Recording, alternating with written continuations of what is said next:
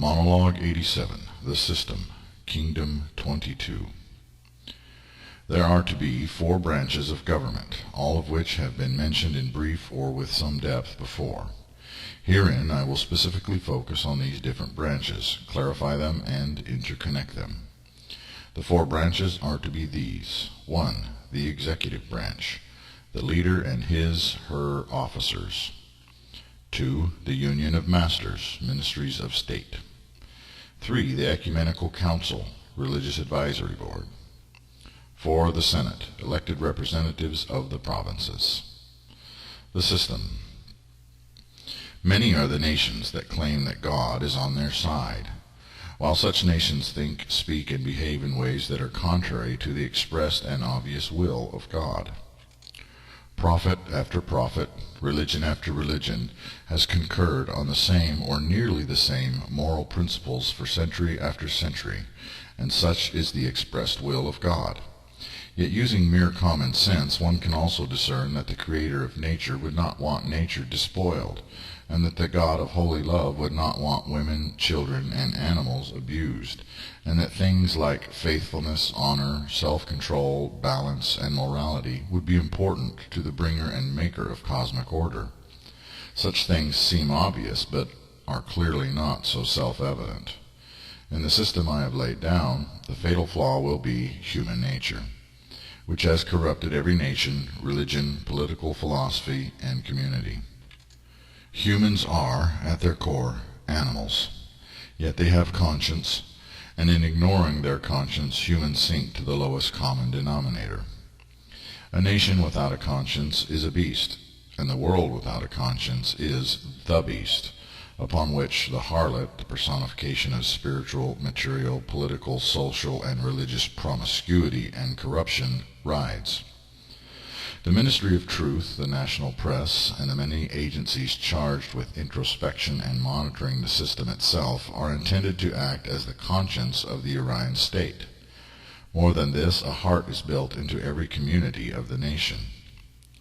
It may seem odd that a spiritual revelation includes a political philosophy and a governmental design, and yet if you do not begin by changing the heart of man, no new religion or government can succeed. For this reason there is a mystical element in what I have revealed, for only with deep introspection on a personal or individual level can a man or woman truly change their own nature and thereby create a society and a government with a conscience. By merit. Every elected and would-be government officer or official must undergo investigation by the truth-seekers. They must be shown to be moral, competent, and loyal to the kingdom and its cause. This vetting process is to involve the most advanced forms of lie detection and even the use of truth serum when necessary. Moreover, it must involve psychological testing to gauge a candidate's intelligence, emotional stability, and basic personality structure. Those with mild forms of depression or anxiety, as well as many types of physical disability, need not be disqualified from a governmental post, elected or appointed. But sociopathic, psychopathic, and malignant narcissistic traits are to be taken seriously. Integrity, experience, and education are also factors to be mindful of, though for most posts only average to above average intelligence will be required. Those who are tried, tested, and proven are to receive greater favor than those who are without skill or knowledge of the position they are applying or running for. Being passionate and idealistic in one's job, no matter what that job may be, should also be a consideration. Truth seekers will assign scores to each candidate for office, whether running for office or being appointed to an office, and a full dossier is to be sent to the appropriate authorities: Senate, Ecumenical Council, Union of Masters, and/or governors, and the national leader. Only those who pass the screening process should be considered for service. The leader. When the nation rises, a man or woman will stand to the forefront of the holy revolution. By merit of words and deeds they will lead the way. Yet, in truth, you will find that there will be others during this time that shine forth, even if not so brightly, and the greatest leaders among you may not be as well known to the great majority of people. When the government is established, it will fall to the 14 ministers in the 14 departments of the government, the Union of Masters, to examine the leadership of the Holy Revolution and choose the best possible leader for the nation. The ministers of the Union of Masters will form the leader's cabinet or council as advisors. The Ecumenical Council will also appoint a religious leader to sit on the advisory cabinet of the national head of state, even as the Senate will appoint a liaison to act as a go-between. The first leader of the nation and his or her cabinet will lead the way in forming the departments of the government, the Senate, and the Ecumenical Council, both on a national and on the provincial levels of the government. Initially, most senators, provincial legislators, provincial governors, and nearly every public office will be filled by appointment, in order to implement the new system of governing as quickly as possible. The first leader, the first Senate, the first ministers of the Union of Masters, the first Ecumenical Council, and the first provincial posts might be held as long as 10 years, until the new system has been fully established and stabilized. Then shall the first nationwide and complete election cycle begin. Establishing the government. The first leader shall govern for 10 years, during which time he or she must seek to put into place a fully functional government as described herein. Almost all offices of government will, during this time of transition, be filled by appointment, via considering likely candidates and voting on such candidates. I have already stated that the Union of Masters and the Ecumenical Council would be organized from the first days of the regime, and these bodies will consider and vote on would-be appointees. Each province or state within the nation must have its own Union of Masters and its own Ecumenical Council. Moreover, each province must have its own governor and its own Senate. These are to be known as the Provincial Union of Masters, the Provincial Council of Elders, the Provincial Senate, and the Provincial Governor. The Great Tally is essential, because in taking a census, the new government will know what sects or religions are in the majority within each province, and in the nation as a whole, and will be able to organize the three-party system. Moreover, the administering of oaths of allegiance gives you a list of individuals who have taken the oath from which to fill the offices of the government by appointment. The provincial senates will be formed by choosing one representative per 10,000 sworn citizens within each province. The voting blocks are to be formed from the Great Tally by area or region or geographic location, which is a practice known as districting. A city with hundreds of thousands of citizens might, therefore, have several representatives, and if a province has 1,000,000 citizens, there would be 100 representatives or provincial senators, who might also be called the legislators. Once provincial governors, provincial commanders, generals, provincial ecumenical councils, provincial unions of mastership, and provincial senates are chosen and put into place, then the provinces can choose senators to send to a national senate. There should be one senator per 100,000 people in a province. Yet during the first 10 years, the provincial governors, ecumenical councils, and unions of mastership will hand-pick the senators from among known and committed citizens. This is to ensure a smooth transition and reduce internal strife and dissension within the interim regime, the government of the first 10 years. The second leader. The first leader is the establisher of the Senate. At the end of 10 years, every provincial and national senator, every provincial and national elder, every minister, master of the provincial and the national unions of mastership, and every provincial governor must take a vote. The Ministry of Truth, the Orion Faith, and the press must act as watchdogs to ensure that the vote is fair and devoid of coercion or pressure tactics. The first leader is not to be allowed to lobby or otherwise seek the support of anyone who is voting and is not to campaign. An honest decision must be made, and the order of Serachiel must be ready to enforce the will of the government. The vote will be to determine whether the first leader is to remain in office or if he or she must be replaced. If the first leader has done a decent job without gross misconduct, has implemented the government herein described with faithfulness and zeal, and has ruled with justice and balance, without a proven incident of corruption or moral turpitude, as certified by the Ministry of Truth, Then shall the first leader be confirmed to continue. If the leader's conduct has not lived up to the standard afore described, then shall the leader be removed from office by any means necessary. The 7 orders of Urionism must each put forward 3 candidates, a black robe, a white robe, and a gray robe, for a total of 21 candidates.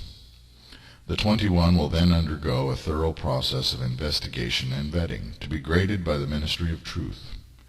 This will include the use of lie detectors, interrogation and background checks, as well as drug testing and crisis management testing. The best candidates will have experience and or working knowledge of military, political, and economic issues and processes. For this very important post, the would-be candidate must also have a higher than average IQ and EQ, and must be in excellent physical condition. Minor bouts with depression or anxiety are not to be a major issue, but consistent mental problems are to be a disqualifier. The ability to be innovative, to make tough choices, and to function well under pressure are also to be considered. The top 3 candidates, 1 black robe, 1 white robe, and 1 gray robe, must then be selected. These 3 candidates, the dossiers thereof, are then to be distributed to the entire nation. The press shall create a thorough documentary on each individual and present the 3 documentaries to the general public. Then shall every sworn citizen, civilian, military, or governmental, be permitted to vote, and the will of the people shall stand.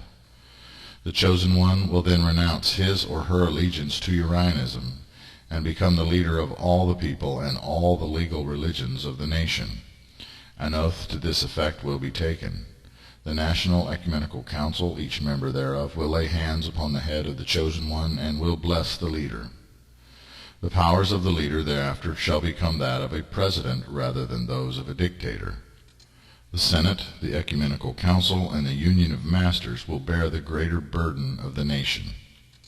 Let the powers and authorities of the government be equitably divided between the local, provincial, and national levels. At this time another great tally will be taken.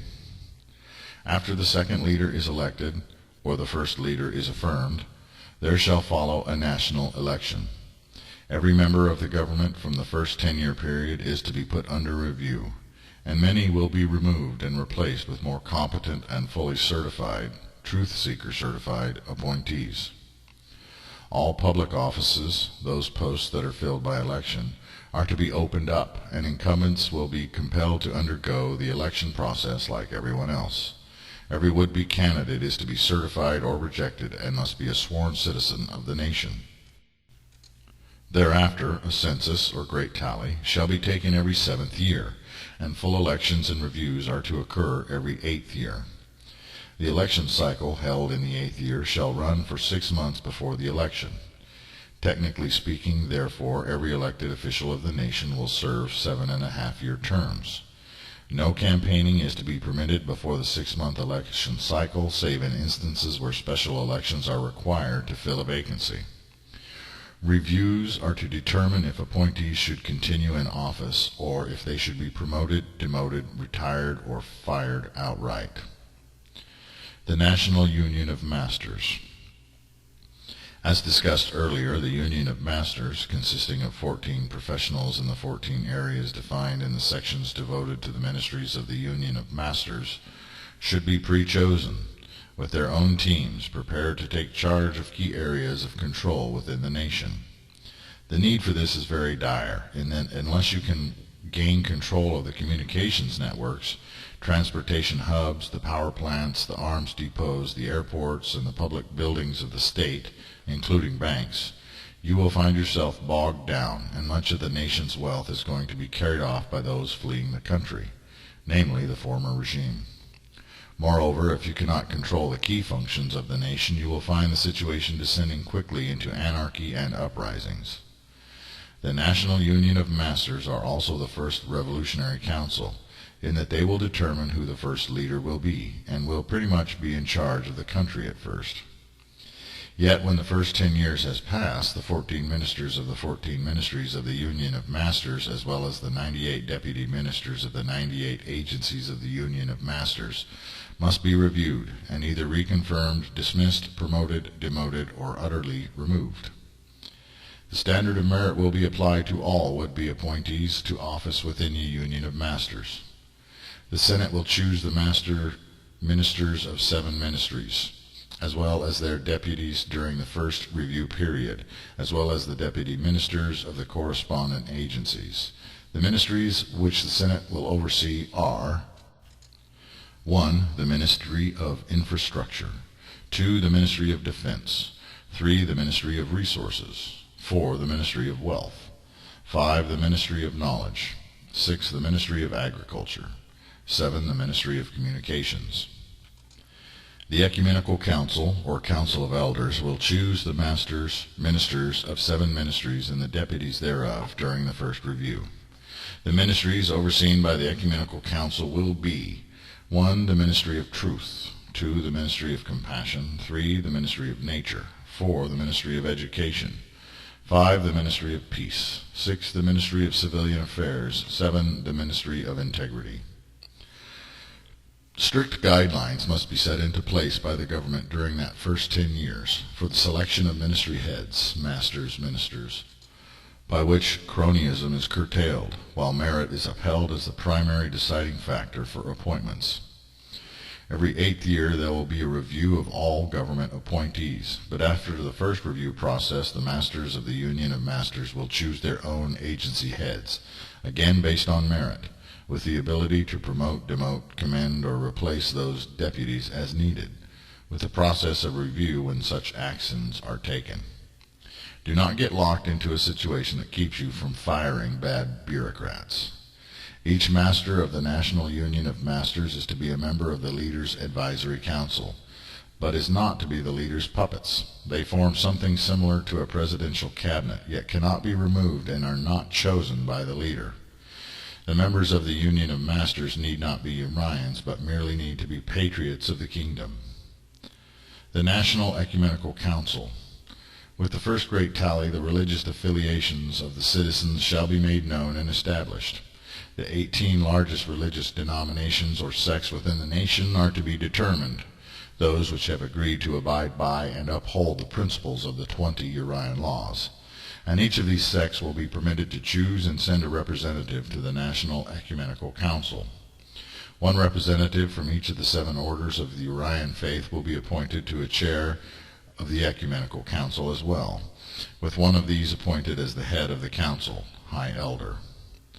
6 Urian representatives with 18 non-Urian religious leaders will form the Council of Elders, Ecumenical Council, with a 25th member serving merely as the chief mediator.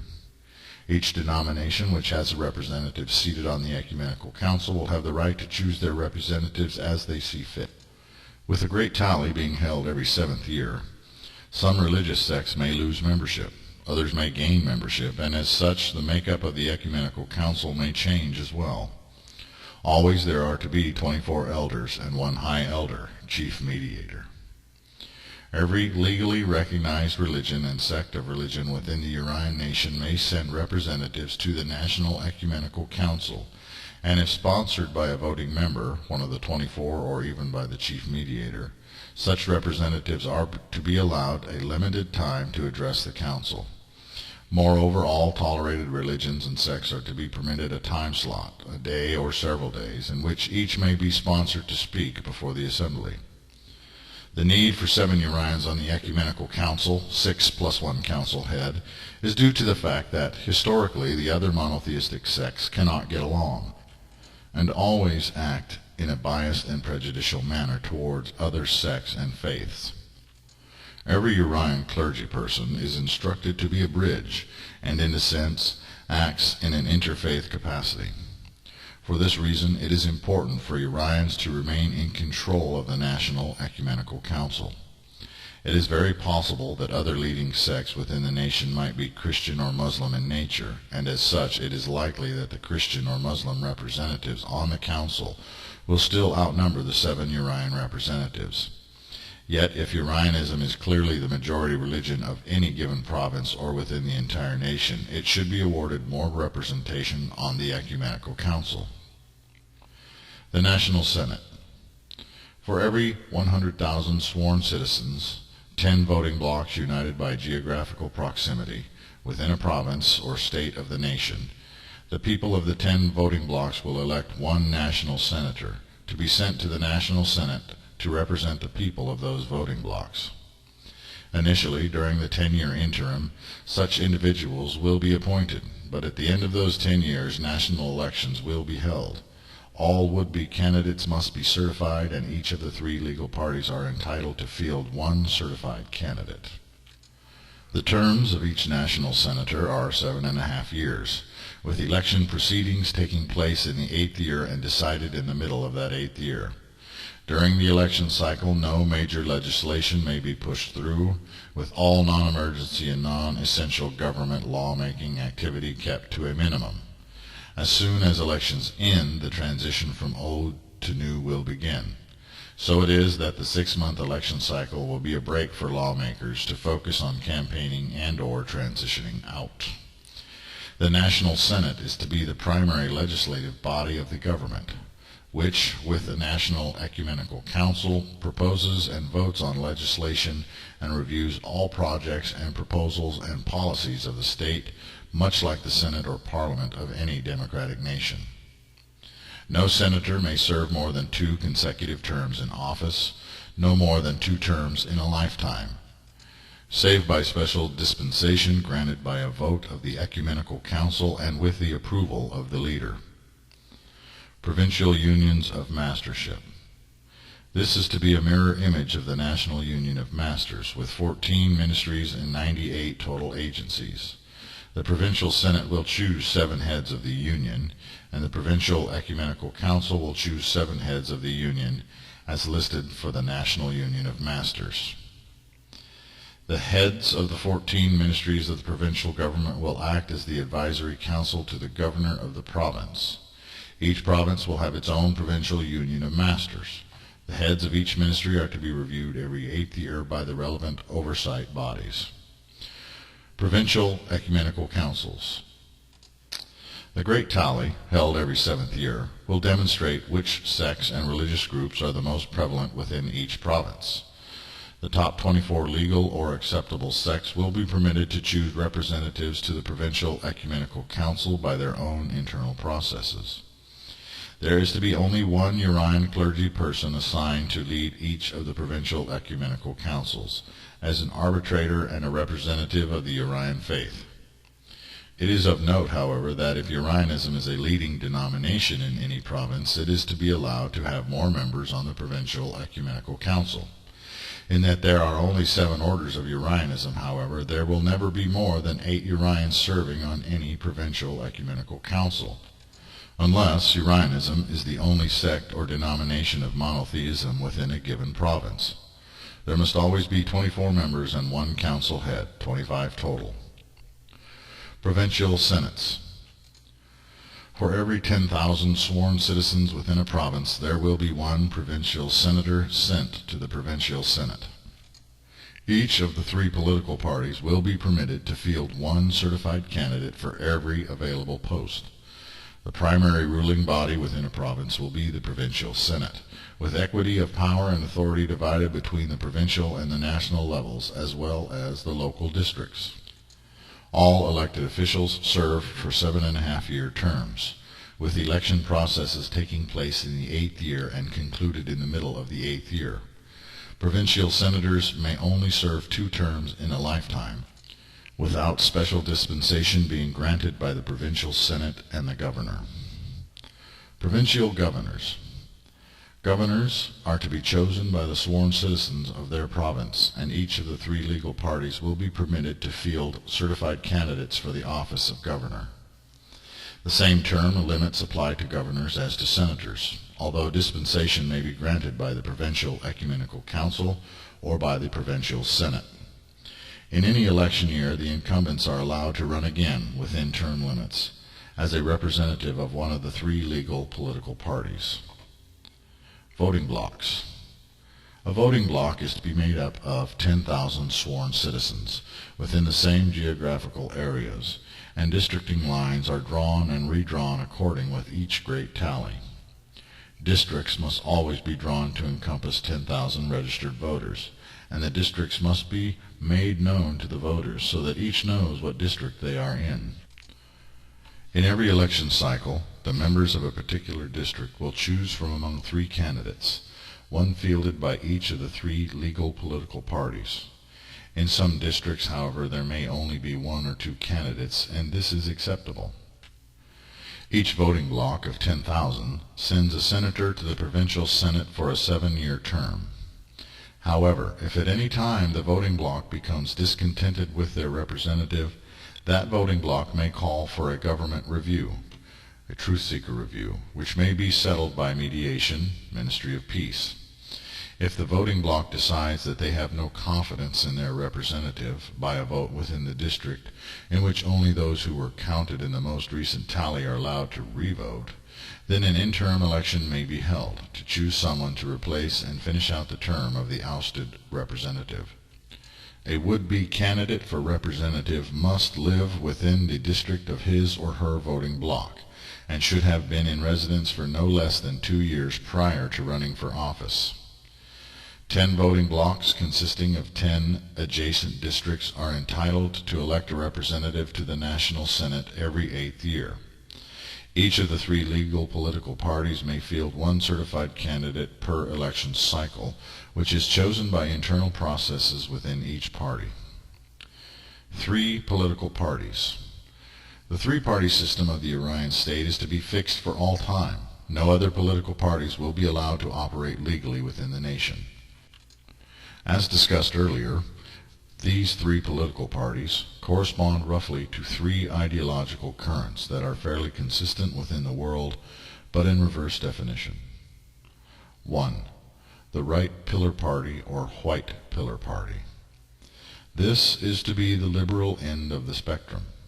However, it must be understood that certain traditionally liberal or progressive issues would not be in dispute, such as secularization or humanization, or questions of gay rights and abortion.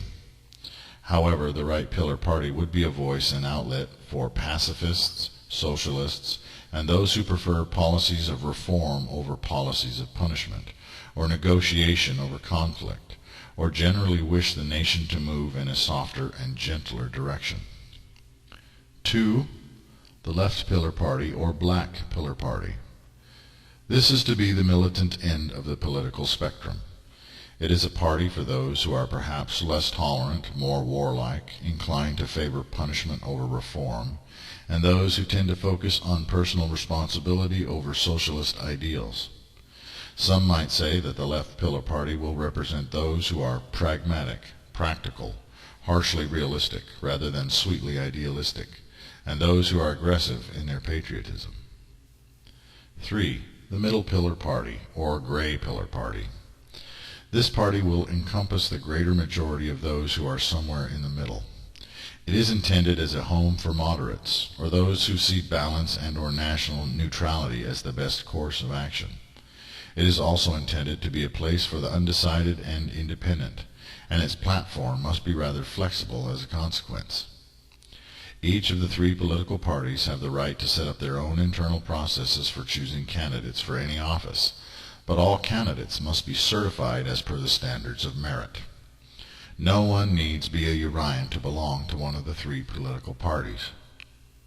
Compassionate, mild, and severe are the terms that might be applied to the white, gray, and black pillars of the Urian nation. Closing thoughts. The founding mothers and fathers of the Urian state will bear a great burden to take the rather basic structures and mandates I have given and formulate a workable state therefrom. Justice, balance, truth, fairness, and morality are guiding ideals, juxtaposed against the need for realism, pragmatism, necessity, adaptation, and expedience. Many will dislike the revealing of the kingdom because some aspect of it goes against pre-held assumptions or criteria. One who hates socialism in any form will dismiss the entire teaching because of the inclusion of some socialistic ideas. One who hates democracy might dismiss the entire teaching because there are democratic ideas included within its overall structure. Others will dismiss it because it includes people of religions or sects that they may disdain, while still others will despise it because it excludes liberal and humanistic principles and peoples. There are many who call themselves Christians who are involved in political movements that are completely counter to the charitable and compassionate spirit of Christ. There are those who call themselves Muslim, who ignore the parts of the Quran that speak about brotherhood between Muslims, Christians, and Jews. There are those who preach tolerance, who are extremely intolerant of the religious, and who are always speaking about right-wing conspiracies to rule the world, while seeking to promote secular humanistic dominance of the world. What I lay before you does not speak to any particular religious or secular faction or ideology, for it is a political and religious vision all its own, which is both left and right in different aspects. It is in fact a new paradigm unto itself, even down to the reversal of left and right classifications. There is little that I can say to convince anyone, but have spoken through my messenger, and put my expressions into the arena of the global struggle between numerous ideologies and factions as a choice rather than a fixed prophecy. It is up to each Orion to do their part as God's angels in purgatory, and it is in your hands whether you succeed or fail in the attempt to manifest a righteous nation on the earth.